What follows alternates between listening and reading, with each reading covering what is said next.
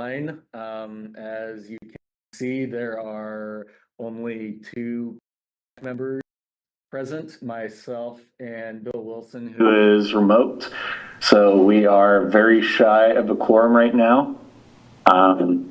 Most of the stuff that's on the agenda for today is non-voting other than minutes. So we can definitely have a unofficial meeting to talk about projects and programs expected to happen in 2024 and get an update on the downtown station. But in terms of doing KOMA training, I'm not really sure that's useful for only 2 people to be here. Personally, I'm happy to go on another tour of Central Station, but I've already seen it several times, so y'all can show me whatever you want to, but I'm the person here for that portion of the agenda. Just come in. Well, that gives us 3 people at least. I think we should just plan from here on out Monday before meetings to do a quorum call to remind everyone, not just that the meeting is happening, but that we need to check in with you and get a number before we hit the stay so that we aren't stuck with meetings that we can't do officially. That's a good idea.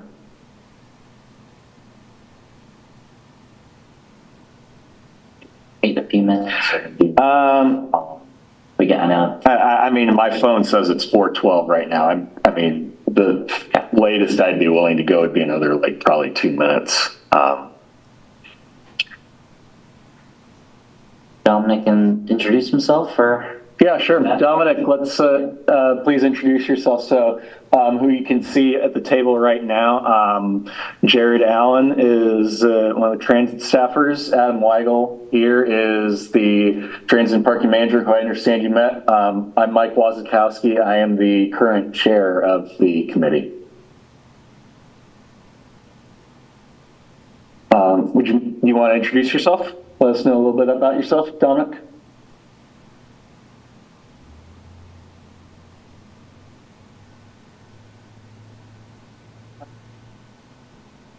Going off mute, so. Dominic, can you hear us? Give us a thumbs up, thumbs down if you're seeing. Okay, you are hearing us. Okay, perfect. Okay.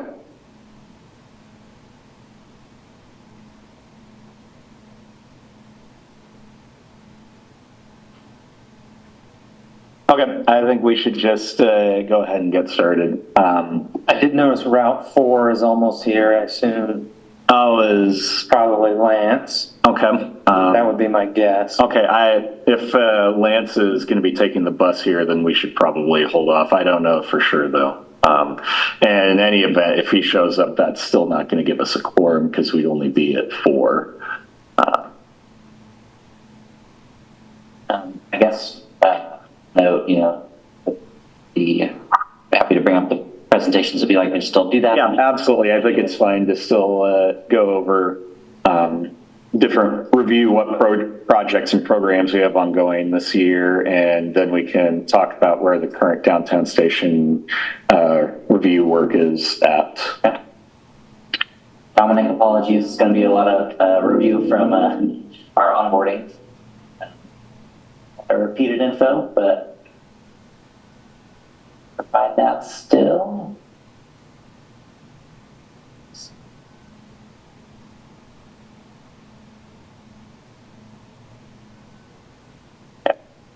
So,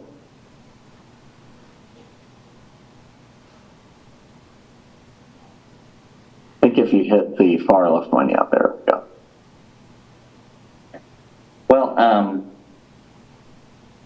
to walk through, this is a pretty short presentation, but towards the beginning of each year, I know we're already in April, but I like to give an overview of just what we did this past year, where we're, what sorts of things we are working on in 2024, and then both discrete programs or discrete projects and ongoing. So some of the things that we did complete in 2023 included finishing up Central Station, We still have a couple odds and ends, but we've done the ribbon cutting grand opening, so it's officially a completed project. Yeah, what is left on it? Like are there just a handful of checklist things basically? Mostly a few furniture type items. Okay. So it's nothing. Nothing in terms of what's actually going on here, Yeah. meaningfully. Okay. Yeah. We launched on-demand services overnight and on Sundays. Sunday service for the first time here in Lawrence. We have had our first 5 electric buses on the road for a full year, more than a full year at this point, more than a year and a half. But after just 1 year of service, they were just over 100,000 miles, those 5 vehicles. So Like cumulative? Wow, okay. a fun number to think about. There's lots of... That's more mileage than I have on my Bolt. So that's phase 1, obviously. I assume 2024 is going to have something with phase 2 and phase 3 then on it. Yeah, because we've already got the next 2 buses on the road. Oh, we got them. Our next 2 buses have arrived. And Awesome. When did that happen? They arrived in January. By late January or February, we've been driving. So they were a little bit late. Yeah. Okay. A little bit late. Nice. So they're probably less than like 5,000 miles or 10,000 would be my guess at this point still. Yes. Yeah, I haven't got a ton on them just yet. Okay. Real-time GTFS was implemented, so that helps us get real-time information across multiple phone applications. Yeah, so that's like the on-demand will have it, transit will have it. Google Maps, Apple Maps, all of those have access to real-time now. Does that change if we have like temporary updates to routes, like for a road to get around a road closure or something? Would it show the bus following the reroute? It's a little bit complicated. We don't have an easy way yet to visually show route changes. We can, through Transit app, can denote stops that are closed for construction. They have a yellow circle around them, and there's an alert function that pulls up on any route that you choose where there is a Would it still like even if it doesn't change the route, like the map itself, would it still show the bus traveling the new part? Okay. Yeah. That's more what I was interested in. Okay, perfect. See that? We have extended fare free through this year. We'll be looking over the next couple of months at feasibility of extension again. It certainly helped us a lot with ridership gains, getting ridership back after COVID and keeping people on the bus. Which is great. That money, that mostly came from a federal grant, right? Was it, or a state grant? Yeah, this is one of those kind of odd, this is lost revenue more than it is new money. So we're essentially foregoing in the neighborhood of $300,000 to $400,000 of revenue that we've typically gotten from fares outside of COVID years. I mean, that's not bad in my experience, because we normally only brought in something like, what, 800,000 at the most from fares, or? Well, am I underestimating? Fares about 440,000. Okay, so I'm way overestimated. Yeah, that's okay. So we'll be looking in again. We're just tracking our continued local money, which is sales tax, federal and state. Do you have a way of watching the chat? Maybe. Yeah. Okay. Federal and state money is coming in. We're just tracking that against rising expenses and making sure we can still afford it without cutting service. Last year, we also updated the rider suspension policy, so just getting a more formal process when people are not behaving in the way we want them to on vehicles, and that's gone pretty well. There haven't been too many ups or downs with that. It's just given us a more kind of formal process to follow, giving people slips of paper with warnings and clear corrective action. Small number of uses so far? Relatively, I think we're finding as that process formalized, people have taken more seriously being handed a slip of paper. As opposed to a bus driver or a staffer coming on the bus and saying, hey, you shouldn't be doing this kind of thing. Yeah, as opposed to purely verbal. So that sort of thing. Yeah. Melody's asking for help. Would you be able to help Melody outside the room? We have worked with K10 Connector folks. We're not able to support the funding of that service like we have in the last decade or so.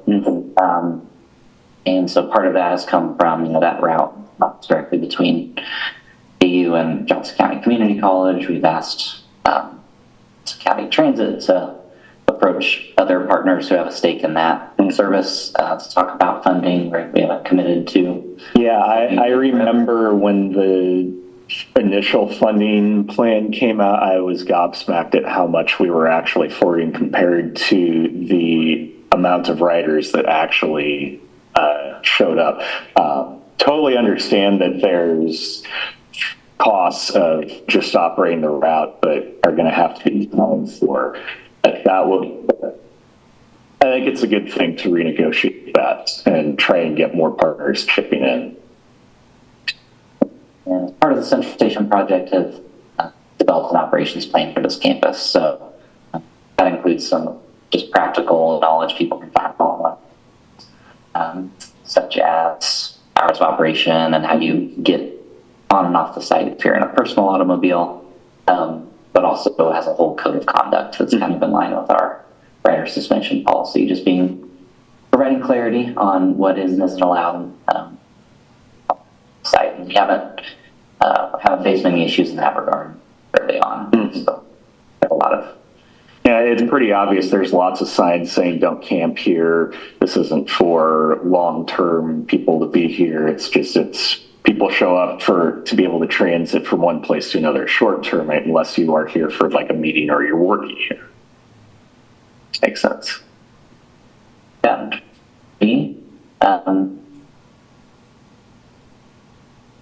this slide just lays out, I like to do this each year to just get a handle on everything on the left side of the screen is what I would consider programmatic, things that are going to happen continually, usually an end date. Usually they're just ongoing work.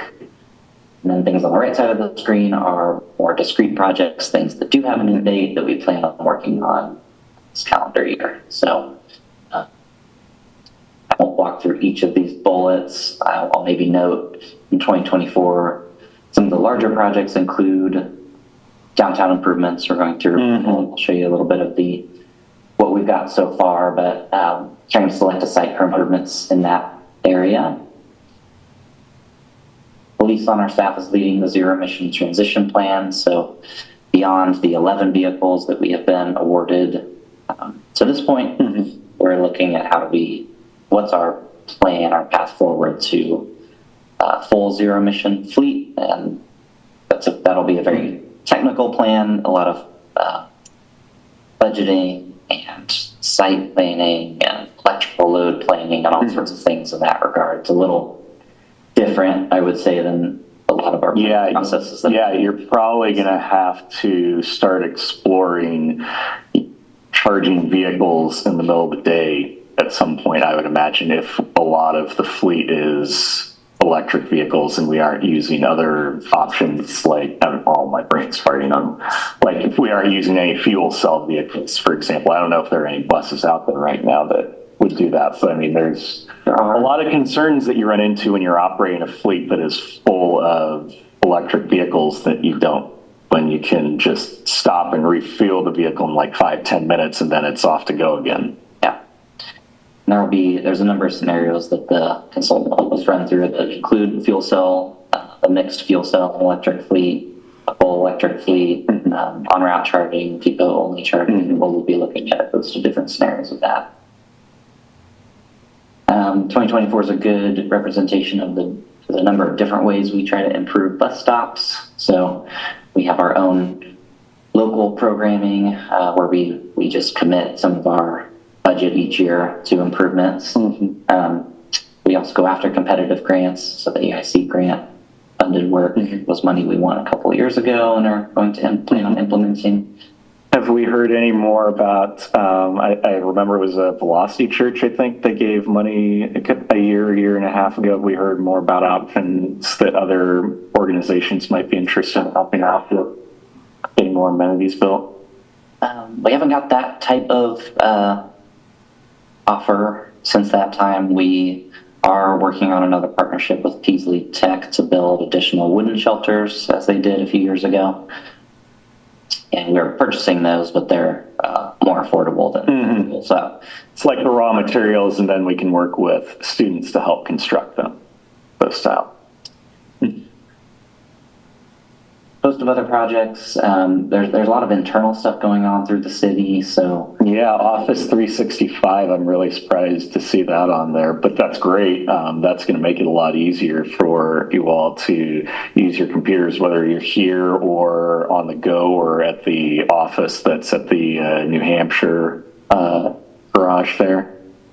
yeah, so that's that particular work is about just kind of more throughout the city, using more apps. Yeah. I've been using Office Mail for a while, but using Teams and some of the other pieces of that puzzle. What are CityWorks and Achieve It? I'm not familiar with those. CityWorks is part of asset management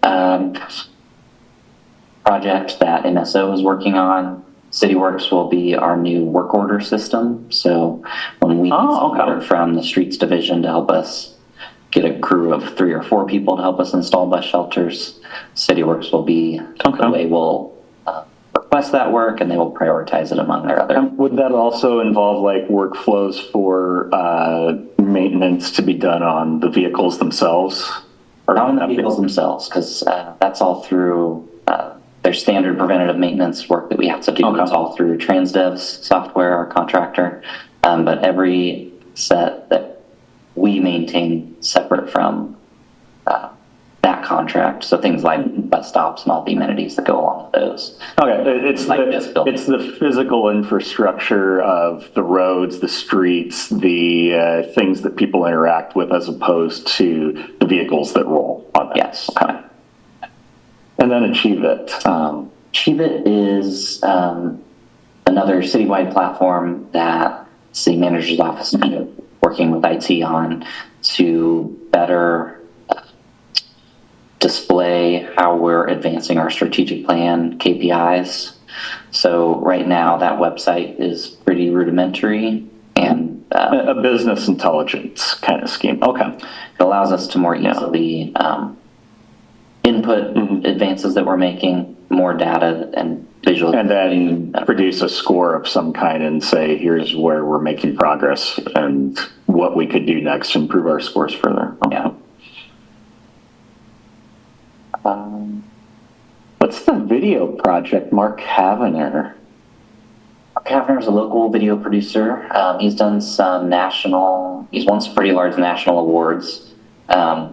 And we are planning to work with him on a video project that is intended to help drive ridership.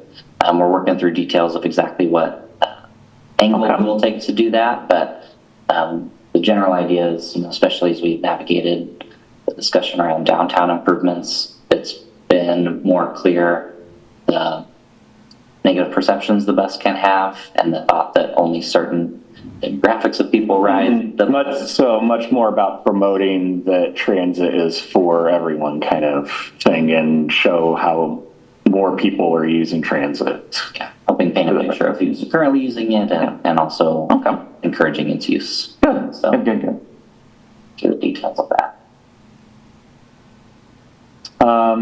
Do we have any update on timing for the phase 3 buses? I know you'd last mentioned a couple of months ago that was probably going to be sometime in 2025.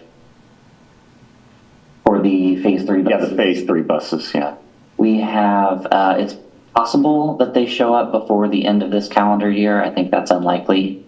I think it's going to be within the first couple of months of 2025, and that's both the cutaway ones and the long ones? Yeah, the cutaways and the beauties. Okay. Are we still locked in with whoever took over Proterra? Or not locked in, that's wrong wording. Or are we still aiming for working with whoever took over that Proterra division after the bankruptcy? Yeah, Phoenix Motor Company took over the transit portion of their business, and we've been in contact with them. Okay. So we're not yet at the stage where we have a build schedule, but as we've navigated that, we haven't seen reasons to completely jump ship. That's fine. Mainly just making sure that there's somebody there that's listening to us so that we aren't just throwing money into the wind and losing it. Yes. Okay. Thank you. Before we break on this, Dominic, Bill, hopefully you're both on the line. Dominic is apparently not at his computer right now, but that's okay. If either of you have comments, questions about any of these things, now would be a good time to chip in. Give you a little bit of time to think. Margaretta as well, if you have anything you want to say about these, that's fine too, I guess. Oh, Mike, it's so nice of you to let me weigh in. I think it's an amazing list of projects when you see how much work we actually do every year. And that's not even all my KU projects. So, plenty to do, huh? Yeah, I'm really happy to see lots of work going on. Bill, I saw give a thumbs up, so I think we're good. Thank you, Adam. The app presentation, did I hear you say? I don't really think it's worth, I mean, we can go through what the KOMA is, but I think those of us, well, did you give anything to Dominic on the KOMA yet? Okay, then I think it would be better suited for saving that when we actually have a quorum and it's official that we're giving this to the people, because we're going to, if there's 6 people missing right now, effectively, they're all going to need the training at some point, and that would be enough to put it again as another agenda session. So the only other thing that I would want to ask about is the downtown station. Yeah, I know that we have a survey out and that it is not complete, or we haven't culminated with asking for feedback yet, but I did see that there was a tentative boundary area that we were looking at least. So the first thing I'll orient the group to, we do update on our projects page, get in and try to update all of these every, at the end of each week. And so we're trying to keep these as updated as possible. And so on that downtown page, the main areas that there will be movement is, we list out what we expect the different checkpoints to be as we go through this work and indicate kind of where we're at. And then each of these milestones has a corresponding section with links down below. And so we are currently in the middle, like you say, of a survey, trying to first define the boundary. Mm-hmm. You know, when we look for a downtown site, we want it to be constrained to some boundary so that we don't get to the end of the process and have people picking things just outside of that. Yeah, lock them into a specific area to say, we're going to pick from this. Do you agree that this is a good option? Or these are, anything that's in here is a good option. Anything that's outside of it isn't. And then you can't change that. I like that. Yeah, we're not trying to pigeonhole. So we certainly want the boundary to capture what we think people, that we think will serve people traveling to and from downtown, but also captures the area that people will want to look for site options. So, the survey is ongoing for another couple of weeks. We have gotten 87 comments through the survey, or 87 respondents. Respondents can leave multiple pins on the map. And in this case, I've brought over just the pins that also included some type of comment, because it was difficult in many cases to interpret what people meant when they dropped a pin and didn't say anything about it. And so, agreed. This is a sneak peek at a few of the questions we'll be prompting the Downtown Station Steering Committee to think about this upcoming week. A week from today, we'll be talking with them again. And, there's definitely interest in expanding the boundaries way further east than I was expecting to see. Yeah, so we'll see what the committee thinks. I mean, I think the committee has got a pretty healthy mix of people and mindsets. We had folks at our March meeting who said they prefer it be that we we have a much tighter boundary, like only 6th to 11th, Vermont and New Hampshire, kind of that narrow box, which is more or less what we were thinking of Originally, yeah. 3 years ago through this process. Others desired more casting a wider net and getting some feedback and seeing what people Yeah, think. So I'm really curious who put options out at 6th and Wakarusa and LMH. Not that there's anything in there, but it kind of defeats the point of a downtown if you're going to consider that far out. Or what is that spot on the southeast is that by the GDIT building or something? Yeah, that is where Vangent used to be. Okay, yeah. But yeah, that doesn't really constitute downtown either. I'm kind of curious, though, if the committee is going to think that, like, the warehouse district, Hobbs Park area sufficiently constitutes downtown. we'll see. Yeah. I think, what the one thing we're finding in this survey work is that we're getting, which is okay, we're getting people telling us specific places they would like it to be, which is really the third step of this. It's not the first step, but it does give us an idea of what people are thinking. Well, yeah, and part of the extending boundaries is, we could say that going down all the way to 23rd Street on Mass Street is sufficiently downtown, but if you don't specifically say, well, this area that's in that could be sued as it, then what's the point of extending the boundary to include that? So I get why you're not or concerned about not saying this is an area that we should look at and more this is a spot to look at, but it's kind of part and parcel that an area has to have a viable location that you can go to before you can really add the boundary out there, I think. Yeah. So we'll see, what happens over the next couple of weeks. We're also doing a lot of in-person outreach to existing riders at the downtown platform, and I'm interested in the north of the river idea as well. Not necessarily specific locations that they have, but it's intriguing, especially because it is still walkable distance to downtown, especially if you're like talking the not sure the exact location, but like that parking lot that's southeast catty corner of Johnny's Tavern and across the street from the railway station there. Could be interesting. downtown. Like I said, we've still got the survey out, 14 days left. Thank you.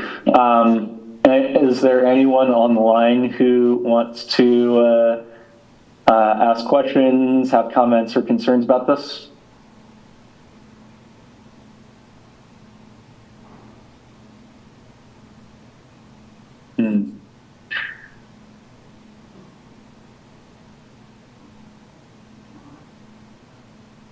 I'm guessing no from Black. Yep, Dominic's good there. And Bill hopped off. Okay. Okay, well, if there's, I'll just open it up to the floor. Margaretta, Dominic, if you're still online, have anything you want to bring up now, now's a good time. I'm guessing no from Dominic's posture and... Yeah, I don't have anything to add. I'm just still taking everything in, but happy to kind of get caught up. You tried to make it an official meeting. I appreciate you showing up, Dominic. Yeah, thanks. I had to go grab my kids, but they had a late dismissal from school today. Yep, you're fine.